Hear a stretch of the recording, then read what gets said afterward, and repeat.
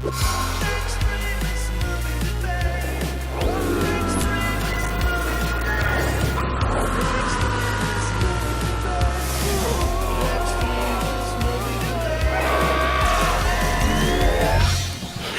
the Extremist movie debate, and tonight we're talking 2017's The Dark Tower. I am Joe. I'm Alex. And one of us is going to love it, and one of us is going to hate it. Let the coin decide their fate. I love it. I hate it. Hey guys, don't ruin everybody's 30-year-old expectations. There are spoilers ahead. All right, so this movie currently has a 18% on Rotten Tomatoes. So, is it Alex? Joe, you love it. I love it. All right, so Joe, this first question is for you. David Poland of Movie City News says that this movie just about made every wrong decision about what it wanted to be when it grew up. As a man who is safely said well-versed in Stephen King, in what ways did the end product, after a decades-long process, actually satisfy your expectations? You have 1 minute. Well, it satisfied my expectations because I love The Dark Tower. And what this movie did so masterfully is it actually took pieces from every single one of the Dark Tower books. So we didn't have to wait 3 to 7 movies to actually get the full story. We actually get all of it compact in one really manageable, quick movie, which is really great. It's 95 minutes, so it's really quick, really great.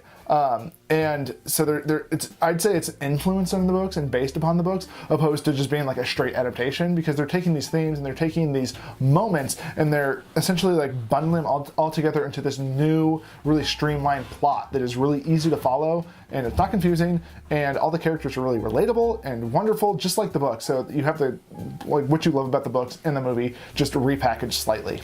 All right, Alex, you have 30 seconds. It barely touches on anything, even the minor plot points. It does one stroke in, and then it jumps away from it as quickly as possible and decides to drastically change even minor details, not for the better. It's awful. Thank you, Alex. Joe, you've got 15 seconds. See, I mean, I disagree, because since he's read the books, you know, like, the full context of everything. But this, they've created a new plot. We're following Jake opposed to Roland in this movie, and I think that's important because he's our doorway into the franchise. Thank you, Joe. Alex, you got a final 15. That was part of the problem, is switching over to Jake. This is Roland's story, and Roland's supposed to be driven by the tower, and all of a sudden he doesn't care at all about the tower. Those are the books. This is a new thing. All right, gentlemen. And Alex, this next question is for you. Rob Hunter of Film School Reject says, it's not Stephen King's The Dark Tower, but it's a perfectly fine young adult adventure. Make of that what you will. So, Alex, why are you so elitist? You have 1 minute. It's not a young adult fiction. It's so violent, it's grotesque, it has a lot of deep themes about race and relations between characters. Like the Hunger Games? Periods. Don't do that to me. It's not meant for children, it's not meant for young adults. I mean, I did start reading it as a young adult, but it's not supposed to fall in line. What?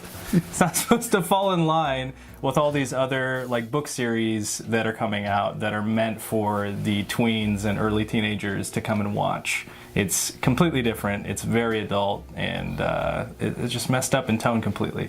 Thank you, and I apologize. Joe, you have 30 seconds. See, I think this is the thing, though, is Alex is so tied to the source material, he's so tied to these books, that he can't actually separate himself to view the movie as it is. And the movie is really well done, and it's really fun. Just because they didn't take the overbloated, overwrought series that Stephen King just tried to pinch out. Like, he wrote the last 3 books just like that because he got hit by a van, and they suck, and it shows. So just because he can't let go of the book series doesn't make the movie bad. It just makes it different. All right, Joe. Alex, you got 15 to respond?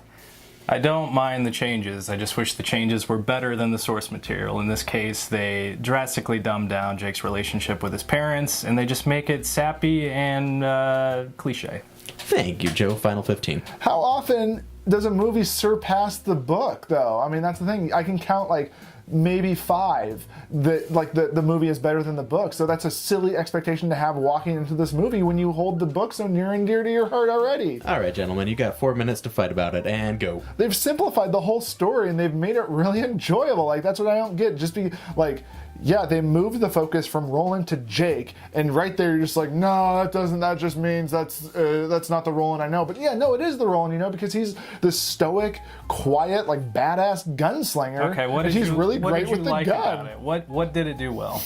I thought that the final shootout with Roland and all those like vampire guys was super awesome. Action scenes were awesome. Jake did a really, really good job. The kid who played Jake. I think Idris Elba just understands who Roland is at his core, so he is able to embody that character.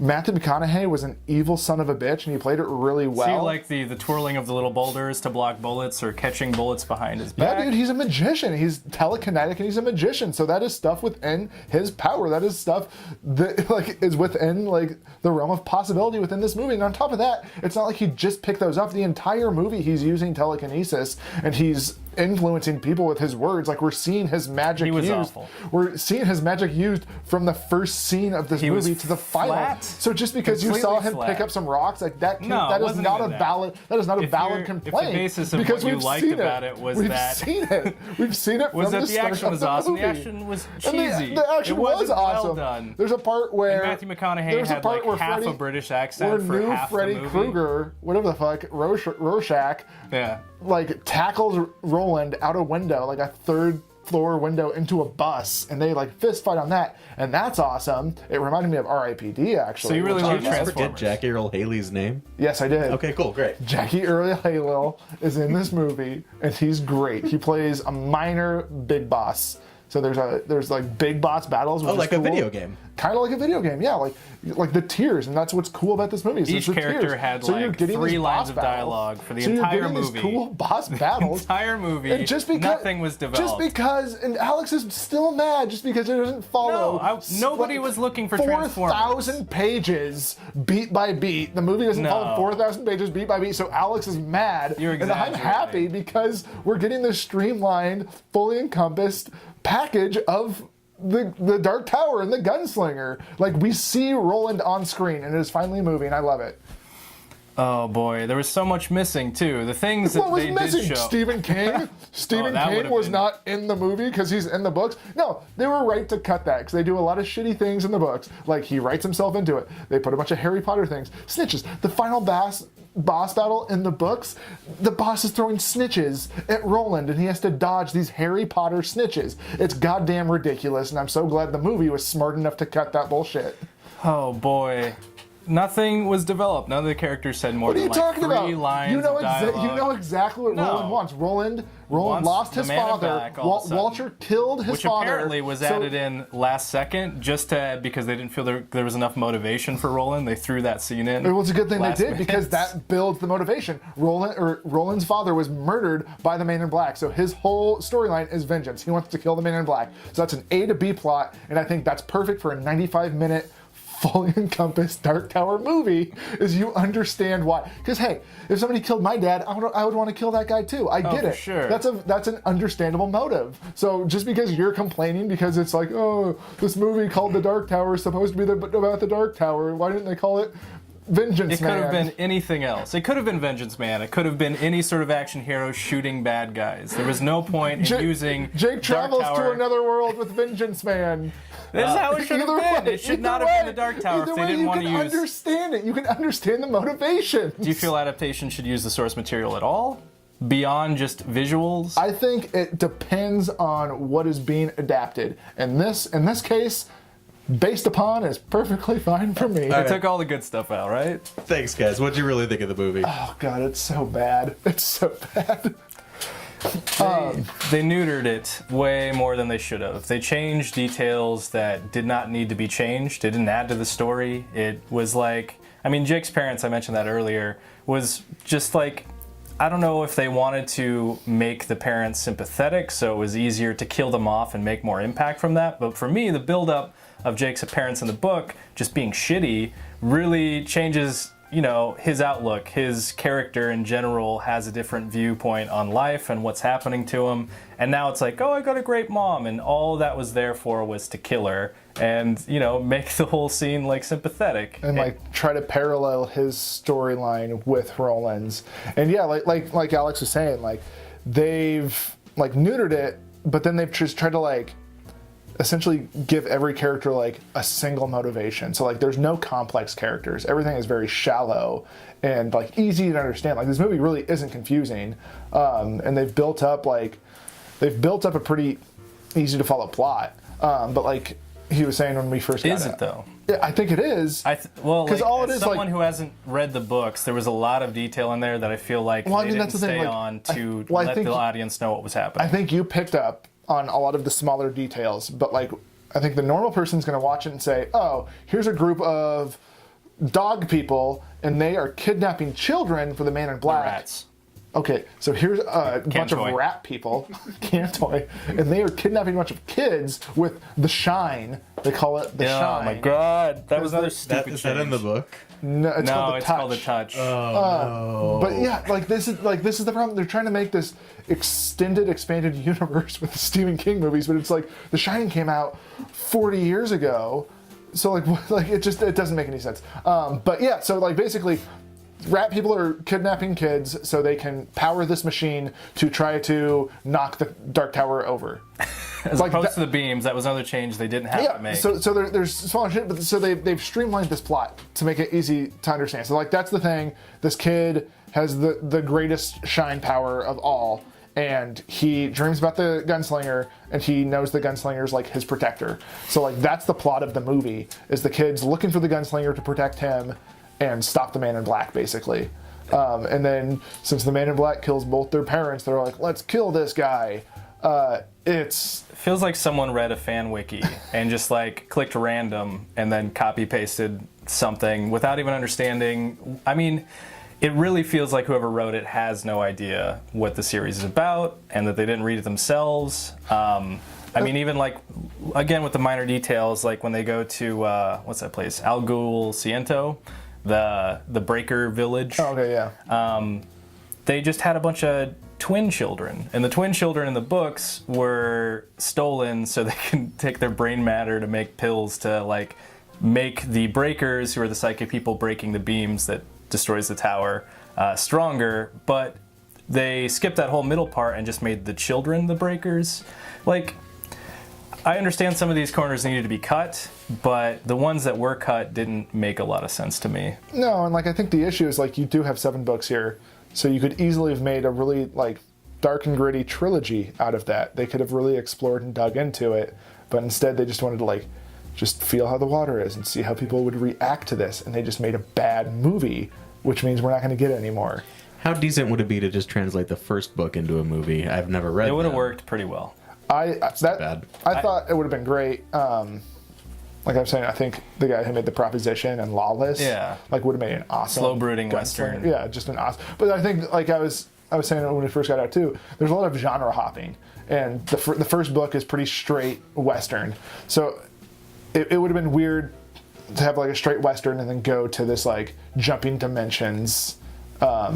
There's plenty to pull from the other books. They could have, like, I didn't mind that they were kind of fusing things. I actually like the idea of introducing the breakers into the series early, because you can tell as the series goes on, you could tell Stephen King just had an idea and is like, I gotta throw this in now, and then he tries to explain it like it's always been this way. Like, he's retroactively changing the story constantly throughout the series. And so, like, having that motivation of the breakers, which isn't anyone's motivation really at all to stop them, it just kind of inadvertently happens at the end of the movie. Having that early in the series, even, you know, as early as putting it in the gunslinger story, I think could have been cool to have these references and kind of mix things up a bit. But this movie is just so fast with every bit that it tackles that you don't engage with any of the characters. Honestly, all of them speak almost nothing. Like, there's nothing relatable about any of them. I think Jake is probably the closest.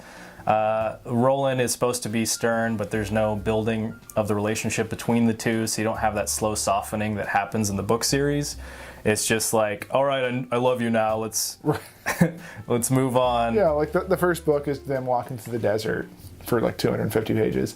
And they walk through the desert for maybe 30 seconds in this movie. And they didn't kill Jake. And then he's like, all right, Jake, you're my pal. Like, they didn't kill Jake. Like, that could have, that one like offbeat moment, like there was nothing unblockbuster about the movie. There was no risk at all for anything that they did. which makes a lifeless movie, essentially. They've made a movie with no soul or heart, which is kind of a bummer. And how about that ending?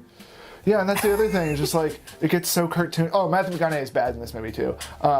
He's awful. He's like a cartoon of a villain, and I think that's the issue at the end. Is there's this big shootout, but they didn't earn this like this hate between these two characters.